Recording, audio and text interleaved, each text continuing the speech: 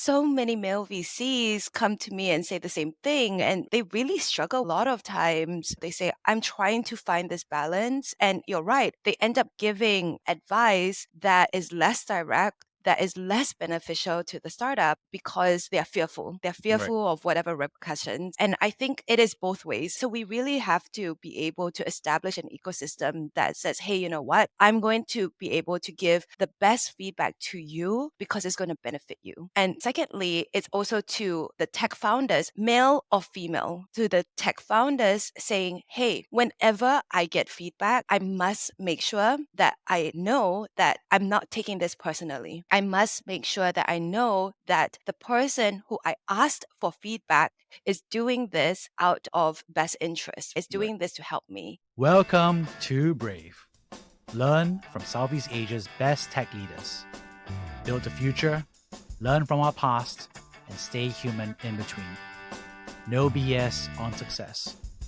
I'm Jeremy Au, venture capitalist, serial founder, Harvard MBA, science fiction nerd, and dad of 2 daughters. Every week, we debate startup news, interview changemakers, answer listener questions, and share personal insights. Join our movement of over 20,000 members and get transcripts, resources, and community at www.bravesea.com. Meet Ringkas, your go-to digital mortgage platform breaking down financial barriers for home seekers across Indonesia and Southeast Asia.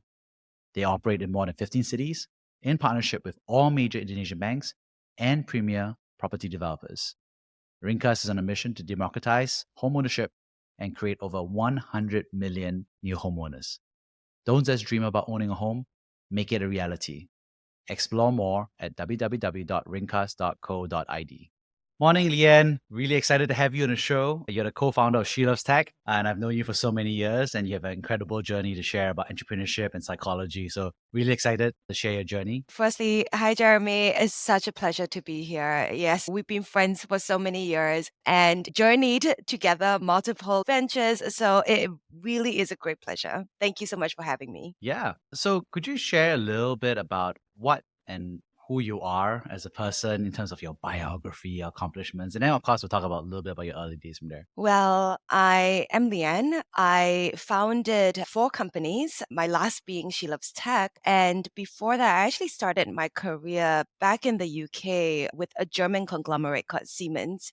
And I was doing international business development, did that for about 4 years before moving back to Singapore. When I moved back to Singapore, I looked at all of the jobs around and I said, you know what? Nothing really quite interests me. Let me start my own business. At that point in time, there was no such thing as startups. It really was just small, medium Yeah. businesses. So I partnered together with somebody else who had come highly recommended through friends and said, okay, let's do something together. So we started a hospitality and real estate business where we acquired small boutique locations and transformed them into hotels.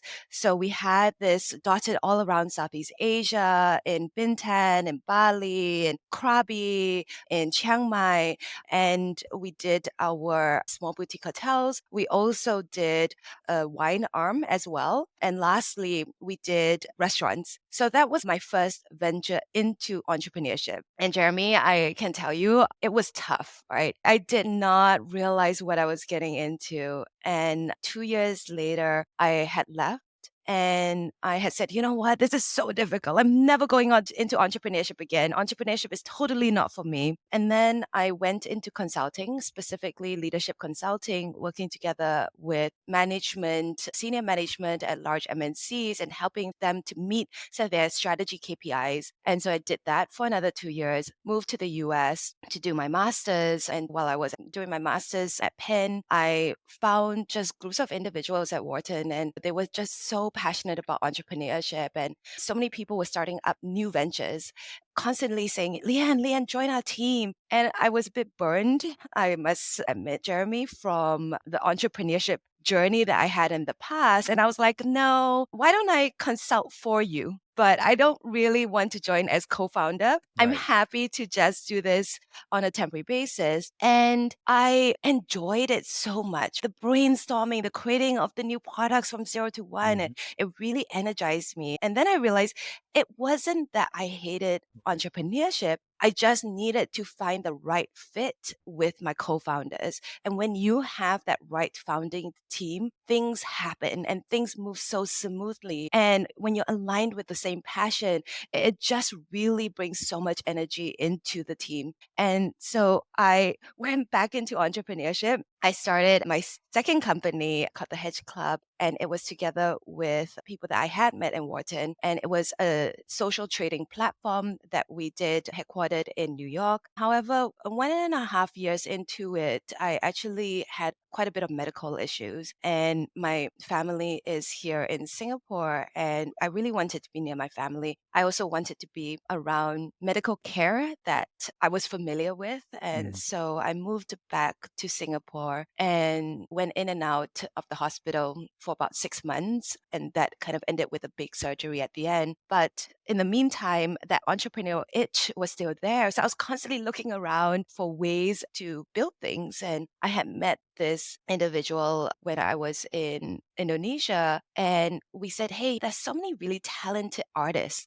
in Southeast Asia, but how are the rest of the world discovering them? And so many of them were struggling. So we created Comish to give them a platform for them to be discovered by people from all over the world, but also a commissioning platform to help them to create a commissioned art and in a smart way and in a way that really helps to bridge that gap between the artist and the buyer. Yeah. So here you are, and then you went on to build She Loves Tech, right? Which is this platform for female founders across the world and Asia. Could you share a little bit more about that? So, as having been an entrepreneur 3 times, I realized that, hey, firstly, entrepreneurship is really not sexy at all, right? It's a really tough, arduous, long journey. And as a tech entrepreneur, especially in the early days, I usually was the only woman in the room, only woman in tech conferences. It was really difficult. It was very challenging. I knew that there were a lot of investors that we were Mm. pitched to, and they were way more comfortable talking to my male co founder than they were talking to me when I was the CEO of the company. And so I said, okay, how can we change that?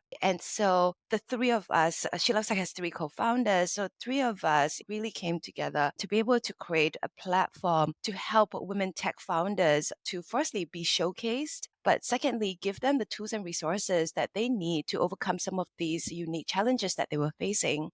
And Jeremy, this is our ninth year of doing She Loves Tech, and I can't believe how long it's been. But when we first started She Loves Tech, it really was a passion project. We all had different full time jobs, and we realized that it had quickly gained so much momentum that we all had to make a choice. Do we stay in our full time jobs, or do we do this, which we have no idea what business model, right? It was a passion project after all. So, no idea how to make money from this thing, but it's taking off with such momentum. And three of us individually decided there is something here. So, I left then my company, Comish, to say, you know what? I'm going to take a risk and do She Loves Tech. And so it has been 9 years, and now we are the world's largest startup competition and acceleration program for women in technology. We operate in 72 countries around the world, and we've had more than 13,000 startups come through She Loves Tech.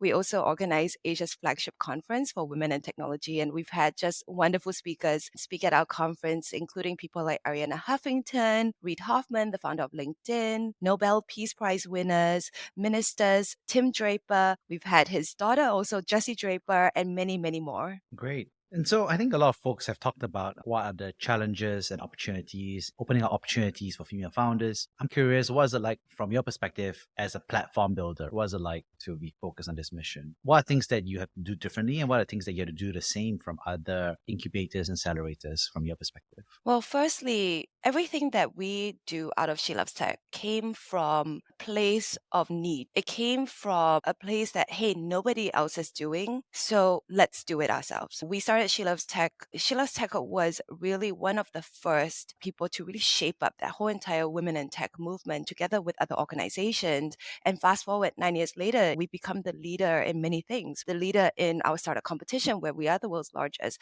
the leader in our acceleration programs, the leader in our conferences that we run. And because of all of these things, we've also now been able to have the world's largest database and pipeline for women tech founders. So because of all of these activities that we're seeing for She Loves Tech, everything that we've added came out of necessity, came because we saw that there was this huge gap in whether it was a society, whether it was the ecosystem, and nobody else was solving it. So we said, let's solve it. So for example, women tech founders at that point in time, when we first started, there were startup competitions, but when you went, firstly, a lot of times there were no female tech founders. Mm. Secondly, when there was a token female tech founder, and she had a huge, sometimes distinguishment between the males and the females.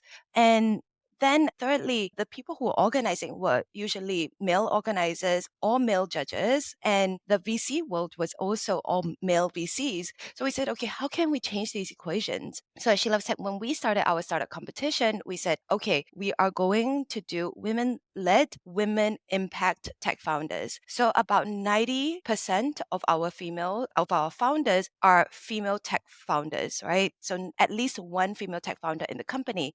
And then the last 10% is technologies that are using technology positively to help women. So for example, it would be med tech solutions, femtech solutions, etc. So we said, and then when we looked at, for example, for judges, we realized, hey, the judges were asking different questions, whether they were male or female judges. So we said, okay, let's have a balance. So at She Loves Tech, we do 50%. So we really try to create that balance of 50% female judges and 50% male judges. Same with our speakers. When we think about thought leadership, we're not the type of organization or conference that says, you know what, it has to be all female speakers. We say, hey, if we want to create more inclusion into the ecosystem, we really have to involve all these voices. And so, again, we really strive for a 50-50% in terms of representation and also male representation for our speakers.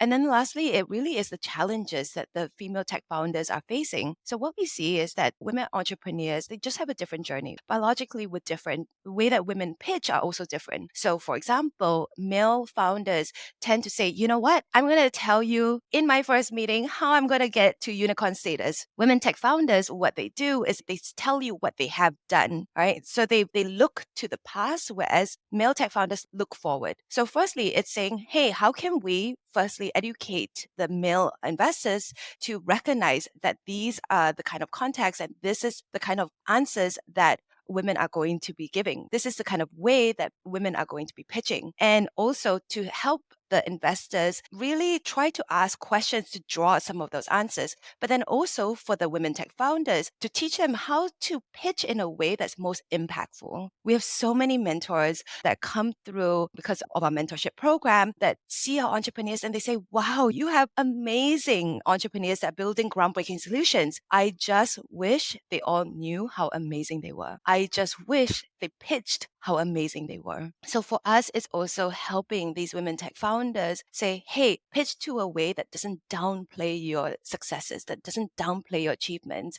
that really just showcases, you're not bragging, you're just stating facts and showcasing all of these great things that you're doing. Yeah.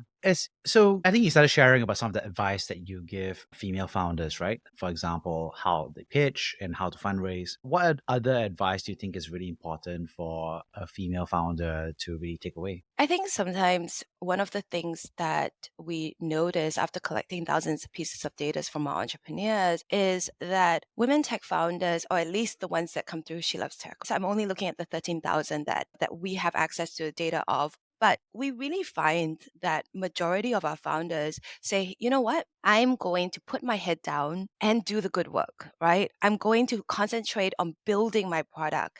And sometimes with that focus, while you are getting kind of traction, a lot of traction in the early stages, but you're also not spending that time building up relationships in the ecosystem that we realize are so necessary for you to be able to fundraise, to be able to do collaborations and partnerships with different individuals, even the visibility visibility piece. And so the visibility of women tech founders really needs to increase. Secondly, the networks of women tech founders really need to increase. So we really encourage our tech founders to say, hey, go and network more. We realize that maybe about 40 to 50% of those that come to She Loves Tech say, I only come to She Loves Tech. I've never applied to anything else. I'm only doing She Loves Tech because, for whatever reason, because of the credibility that we built up, our brand name, but also because they know that we have their best interests at heart. So they say, you know what? I'm not doing any other acceleration program. I'm not doing any other startup competition. I'm only going to She Loves Tech. And we say, hey, you have to do more. You have to be out there. You have to be visible. She Loves Tech can help you to bring you here, but you really need to continue being visible in the ecosystem. So we constantly encourage them. We also bring our own network as well and our own alumni together to help to increase their networks. But we really encourage them to do the same in their own countries, in their own ecosystems to really build that up. Yeah. So when you say visibility, what does that mean? Does that mean coffees and lunches, or does that mean personal branding like LinkedIn and podcasts? So what does it mean from your perspective for visibility? There's so many things. Visibility really means, firstly, being seen event. So what we notice is that women tech founders are much more less likely to say, you know what, I'm going to pay X amount for a tech conference. Mm. Whereas male tech founders say, hey, this is an investment because for this $100 that I'm paying for this tech conference, I am going to bring back 10 times, 20 times that value in customer acquisition or even in fundraising. And so we see less women tech founders at events, not because they don't exist. She Loves Tech has such a big pipeline that we realize, hey, you know what? There are enough women tech founders, so they exist in the world, but we're not seeing them because a lot of times they don't see the value in those, in being in those tech conferences. So it's really being in the ecosystem, being at the events. Secondly, in what you mentioned, visibility in terms of podcasts, in terms of media, they are less likely to say, hey, can you introduce me to Tech in Asia? Can you introduce me to Echelon? I'm co-founder of She Loves Tech. But still, the amount of male founders from the ecosystem that have said, hey, can you introduce me to E27, to Tech in Asia, to Bloomberg, to all of these people, versus the amount of women tech founders, even though we've had 13,000 come to She Loves Tech. I mean, that balance that say, hey, I just need media visibility. I need to use media to make this announcement that I have just raised a fundraising round. I want to use media to make this announcement that I've just launched a new product. And the problem is that if you're not visible in the ecosystem, people don't know about you. You can have the best product in the world, but if people don't know what you're building, unfortunately, that's completely out of sight, out of mind. They're not going to be your customers. You're not going to get fundraising. So you really need to be visible on so many fronts. So it really is taking that step. And it's a hard step. Women tech founders, even for myself, it's hard for me to talk about myself. It's something that I've had to learn. But I remember just finding it very difficult at the early stages to just tell people what I've done. And actually, this happened to me quite recently, maybe about a month ago. We're actually launching a new product. Mm-hmm. And so we went to a VC that we've known for years. And it's actually has two male GPs. And we said, hey, can we pitch to you this? And can you just give us some feedback? So pitch to them. They said, okay, look, we know She Loves Tech for years. You're not doing yourself justice. Firstly, your team slide, you just went through it in 10 seconds.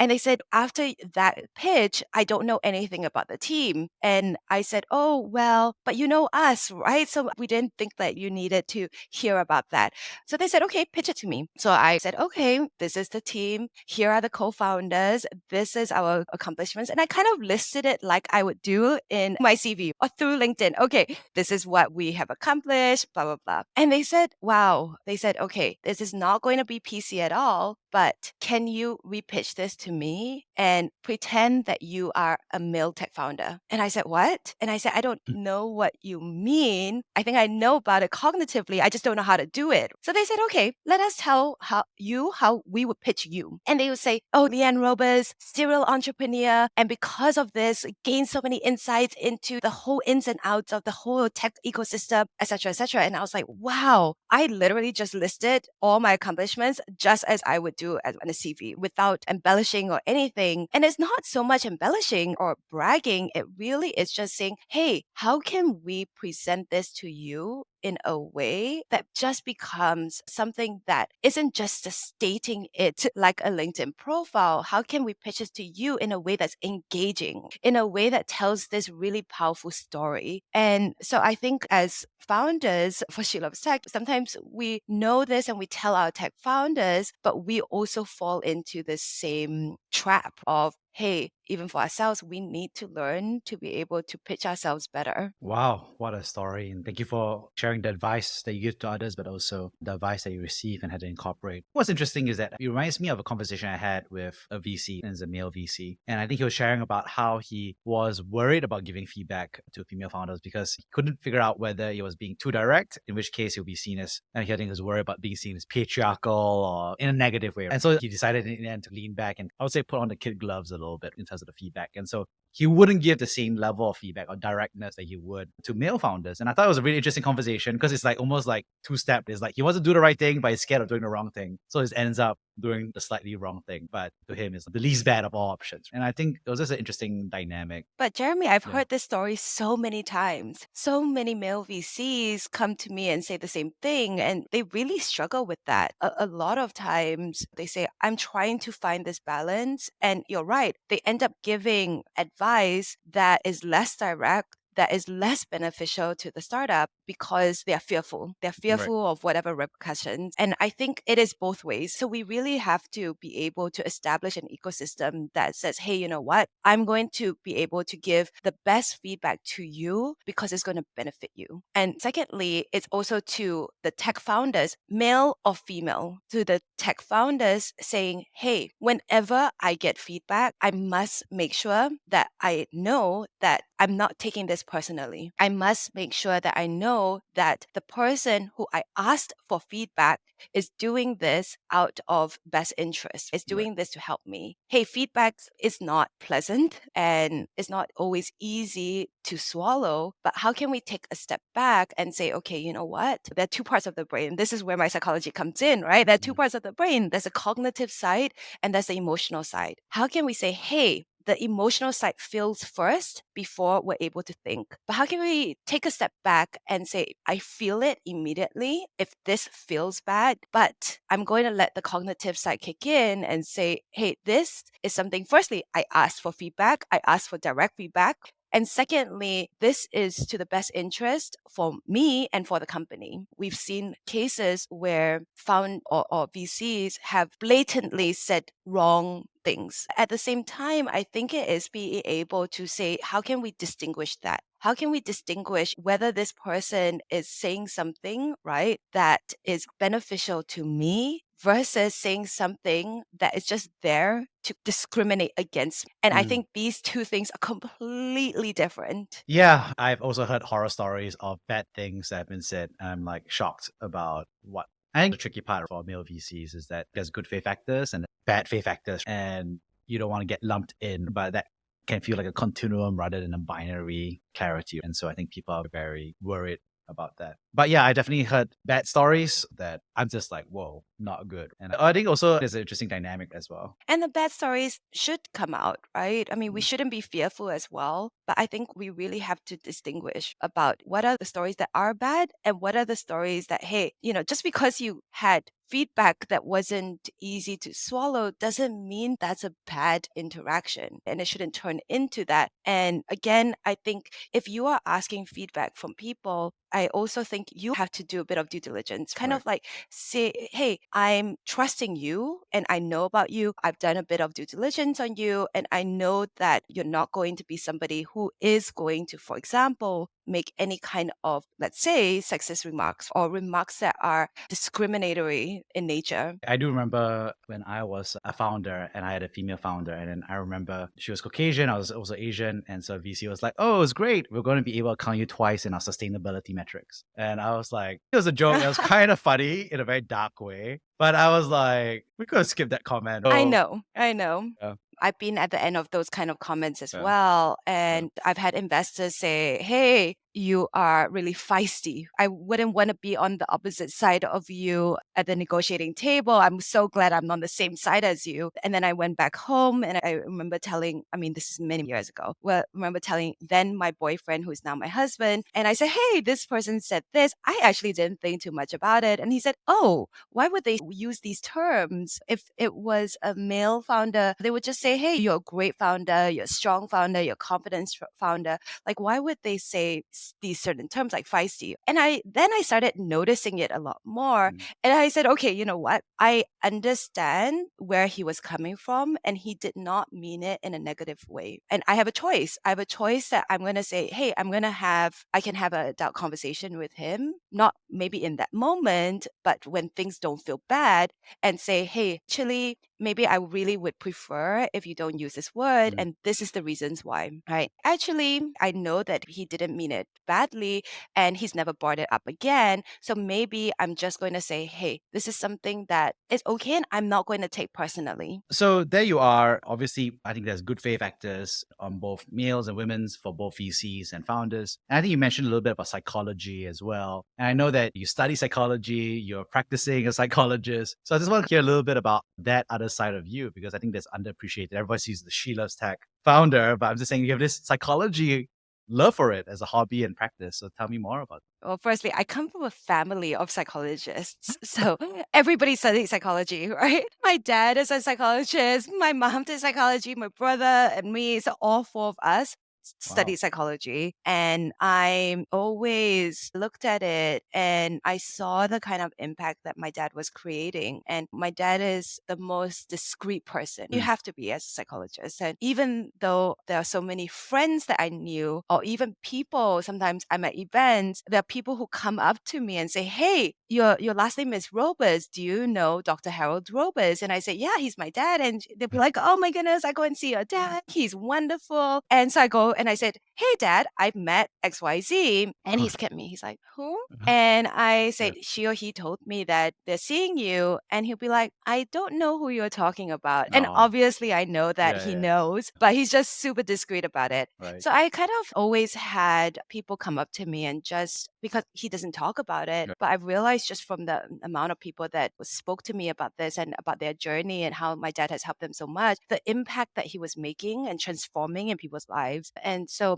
both my parents have such huge hearts. And so I said, okay, how can I make that kind of impact? I was really driven to say impact was such a big value for me growing up and helping others. And I said, how can I help others, but not one at a time at scale? And so I think for me, She Loves Tech helped me to do that. But I also realized that in the past, because I studied psychology, I went into, especially as an entrepreneur, for those of you who aren't entrepreneurs, the first couple of years is really hard because you're not going to pay yourself. You're going to be draining so much of your savings into your company. And I remember always being at the stages and say, okay, what can I do that takes up 10 to 20, 30% maximum of my time, but then can really help me to fund my entrepreneurial activities, right? And so I would go back and work in the clinic. So I've been working in the clinic now for close to actually more than a decade. And that money helped at the initial stages of entrepreneurship, helped me to fund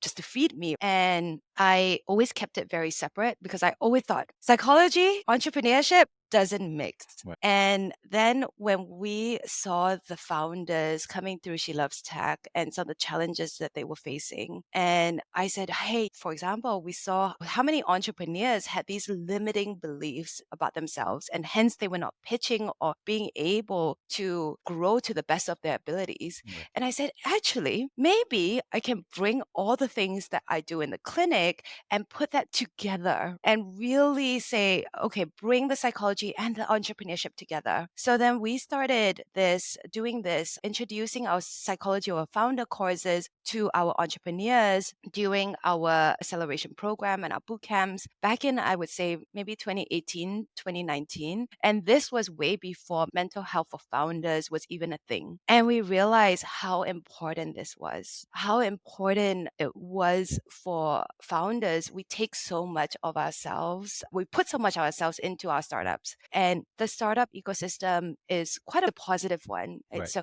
everybody's hustling, but everybody's pretty jovial and appearingly pretty happy. But when you dig deeper inside as startup founders, it's a tough journey. And sometimes we are not able to talk that much about that. And we are humans and we need to be able to process a lot of the challenges that come. Your identity is so tied up in your business, and separating that, or even you live and breathe your company, and it's very hard for you to separate that. And so many founders, including myself, have burned out Mm, badly. mm, And how can we use a lot of those neuroscience and psychology tools and resources to help them to prevent burnout, to help them to really be their best possible selves? And so I think that's where we started introducing a lot of the psychology tools and resources and neuroscience tools that I use in the clinic into our programs with our founders. And it really has, even the ones that I've done years ago, and I meet the founders again, and they say, hey, that course that you did with us was one that I would never forget. Firstly, I've never been at something like that. And secondly, it really helped me to confront a lot of the challenges that I was facing that I wanted to kind of bury. And it helped me to have the right tools and coping mechanisms to say, hey, I'm going to confront it and I'm going to be able to release some of mm. that stress that was associated with those challenges. And on a personal note, could you share about a personal story about a time that you were brave? Oh, I feel like I'm brave every single day. But I think it really was in the early stages of She Loves Tech. We didn't know where this company was going. As we said, it was a passion project and we all took big risks to do this full time. But beyond being brave to take that risk, we knew the opportunity that was there. But we also knew that the rest of the ecosystem didn't understand the value that an organization, She Loves Tech, had to be able to transform the whole ecosystem. And we had so many people come up to us out of pure concern, just being like, hey, are you sure you want to do this full time? Maybe you should do this again as a part Mm, time thing. And so many people said, hey, it's so niche. Are there enough women tech founders? Do you really want to dedicate your career to this? It's really a very, very niche market that you're focusing on. And we actually kept going because we had that belief and that really strong belief that there was so many women tech founders out there who were building amazing solutions. It's just that a lot of these communities didn't have them in their ecosystem. And so we said, okay, let's rebuild a whole entire community and a whole entire ecosystem. And through that, we found just thousands and thousands of women tech founders. People are still amazed to the state that we have about 4 to 5,000 startups come through She Loves Tech every single year. Yes, it's a global number, but that number alone tells us that there are women tech founders and there isn't a pipeline issue. So I think for me, being brave really meant to say, hey, even though that the ecosystem or even though society doesn't quite understand what you're doing, we did, and we saw the value, and we said, this is something that we needed to be able to change the world, to be able to change the whole entire tech ecosystem into one that is better because it's inclusive, right? So even for our founders, if we have women tech founders who have all women tech, all female founding team, we say, hey, bring in that inclusivity. And we do the same with male tech founders. We say, mm. hey, bring in women tech founders. And because diverse teams just make much better, they build better products, they make much better decisions. And I truly believe that diversity will make the world a better place. Wow, thank you so much. I'd love to summarize the three big themes that I got away from this. First of all, thank you so much for sharing about your personal journey about building multiple companies, but eventually building She Loves Tech into the platform that it is for so many women founders, as well as the broader ecosystem. So really fascinating to hear about some of the tough times, but also some of the joys and passions that brought you there. Secondly, thank you so much for sharing a lot of, I'll say technical, but actually maybe more relational advice on how both female founders can ask for better feedback, but also receive it in a better frame, but also how men or VCs can be better partners and be thoughtful about how they provide feedback and be supportive of founders as well. So I think it was just interesting to have that frank conversation about how we can help each other build great companies. Lastly, thanks so much for sharing a little bit about psychology, a little bit about who your role models are, being family, your dad, but also I think how throughout the entire conversation, you've kind of like interwoven a sense of warmth, but also I think a precision of terms around relationships and personal self-awareness that I found really fascinating. So on that note, thank you so much for coming on the show. Thank you so much for having me, Jeremy. Thank you for listening to Brave. If you enjoyed this episode, please share the podcast with your friends and colleagues. We would also appreciate you leaving a rating or review. Head over to www.bravesea.com for member content, resources, and community. Stay well and stay brave.